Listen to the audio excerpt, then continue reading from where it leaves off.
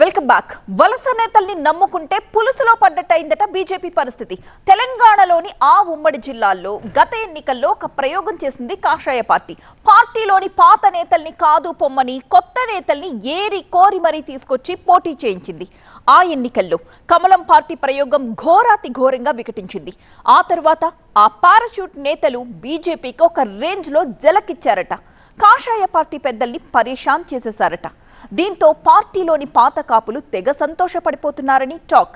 ఇంతకీ ఏదా జిల్లా, ఆ జంపింగ్ జపాంగ్లతో బీజేపీకి ఎదురైన ఆ దారుణమైన అనుభవం ఏంటి?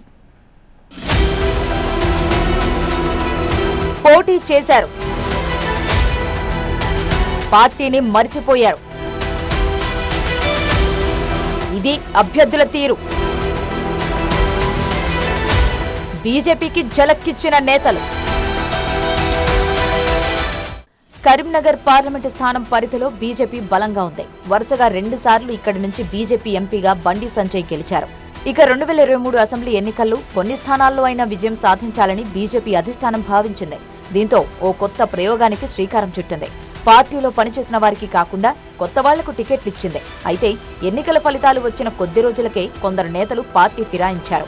ఇక పార్టీలో ఉన్న నేతలు కూడా పెద్దగా కనిపించడం లేదు, వినిపించడం లేదని టాక్.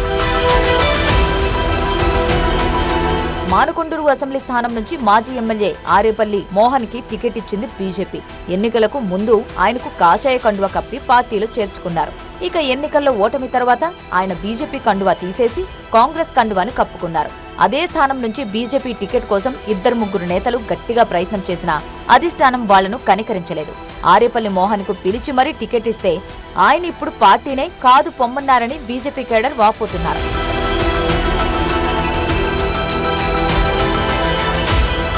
ఇక హుస్నాబాద్ లో బొమ్మ శ్రీరామ్ కు టికెట్ ఇచ్చారు.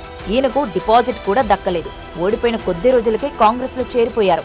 మొదటి నుంచి బీజేపీలో ఉన్న 2 ముఖ్య నేతలు హుస్నాబాద్ టికెట్ కోసం ఎంత ప్రయత్నించినా వాళ్లను కనికరించలేదు కాషాయ పార్టీ అధిష్టానం. వలస నేతకు పిలిచి టికెట్ ఇస్తే ఆయన కాస్త పార్టీని పులుసులో పడేశారని బీజేపీ కేడర్ వాపోతుంది.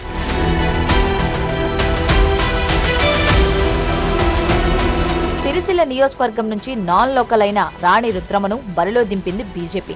ఆమెకు టికెట్ ఇవ్వడంతో లోకల్ లీడర్లు తీవ్ర అసంతృప్తి వ్యక్తం చేశారు.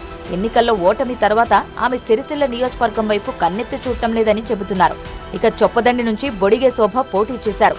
ఆమె మొదటి నుంచి బీజేపీలోనే ఉన్న ఎన్నికల్లో ఓటమి తర్వాత యాక్టివ్ గా లేరని చెబుతున్నారు. చొప్పదండి వైపు చూడటం లేదట. పార్టీ నిర్వహించే కార్యక్రమాలకు హాజరు కావడం లేదని సమాచారం.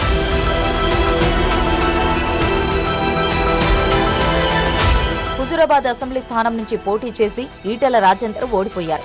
ఆయన మల్కాజ్గిరి నుంచి ఎంపీగా గెలిచాక హుజూరాబాద్ కు పెద్దగా రాకపోవడంతో బీజేపీ కేడర్ అసంతృప్తిగా ఉన్నారని సమాచారం.